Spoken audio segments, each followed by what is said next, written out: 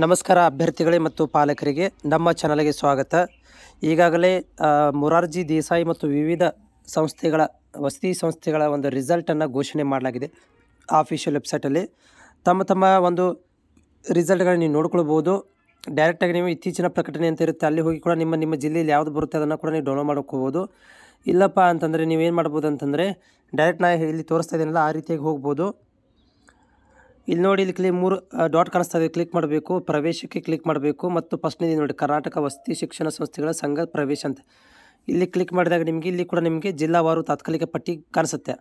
ಈ ಒಂದು ಜಿಲ್ಲಾವಾರು ತಾತ್ಕಾಲಿಕ ಪಟ್ಟಿಯಲ್ಲಿ ನಿಮ್ಗೆ ಯಾವ ಜಿಲ್ಲೆಯಲ್ಲಿ ಬರ್ತೀರ ಅದನ್ನು ಕ್ಲಿಕ್ ಮಾಡ್ಕೋಬೋದು. ಇಂಪಾರ್ಟೆಂಟ್ ಇನ್ನೊಂದು ವಿಷಯ ಏನಂತಂದರೆ, ಅಭ್ಯರ್ಥಿಗಳಿಗೆ ನಿಮಗೆ ಎಷ್ಟು ಅಂಕಗಳು ಸಿಕ್ಕಿದ್ದಾವೆ ಮತ್ತು ನಿಮ್ಮ ಕಾಸ್ಟ್ ಯಾವುದು ಮತ್ತು ನಿಮ್ಮ ಜಿಲ್ಲೆ ಯಾವುದು ಅದನ್ನು ತಪ್ಪದೇ ನನಗೆ ನೀವು ಕಾಮೆಂಟ್ ಮುಖಾಂತರ ಹಾಕಿ ಹಿಂದಿನ ವರ್ಷದಂತೆ ಕಂಪ್ಯಾರಿಸನ್ ಮಾಡಿ ಸೀಟ್ ಸಿಗುತ್ತೋ ಇಲ್ಲೋ ಅನ್ನೋದ್ರ ಬಗ್ಗೆ ಮಾಹಿತಿಯನ್ನು ಕೂಡ ಕೊಡ್ತೇನೆ.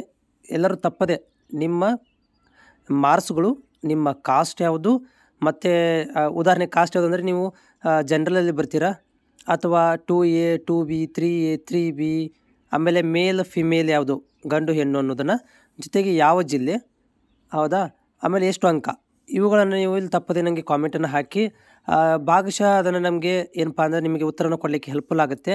ಜಸ್ಟ್ ನೀವು 75 ಆಗಿದೆ ಸೀಟ್ ಸಿಗುತ್ತೆ ಅಂತ ಕೇಳಕ್ಕೆ ಹೋಗ್ಬೇಡ್ರಿ.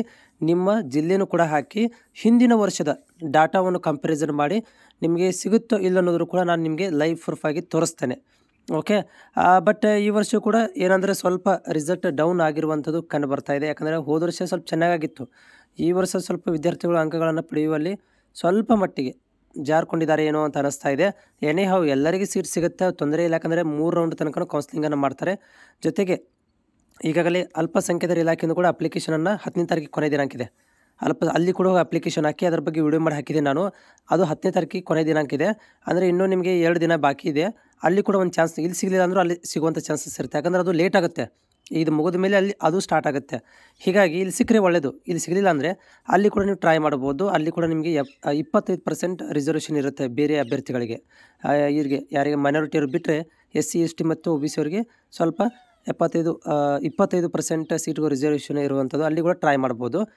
ಓಕೆ, ತಪ್ಪದೇ ಕಾಮೆಂಟ್ಗಳನ್ನು ಶೇರ್ ಮಾಡಿ. ಮತ್ತು ಜೊತೆಗೆ ಚಾನಲ್ಗೆ ಹೊಸಬರಾಗಿದ್ದರೆ ಮುಂದೆ ಬರುವಂಥ ಅಪ್ಡೇಟ್ಗಳಿಗಾಗಿ ಸಬ್ಸ್ಕ್ರೈಬ್ ಮಾಡೋದನ್ನು ಮರಿಬೇಡಿ.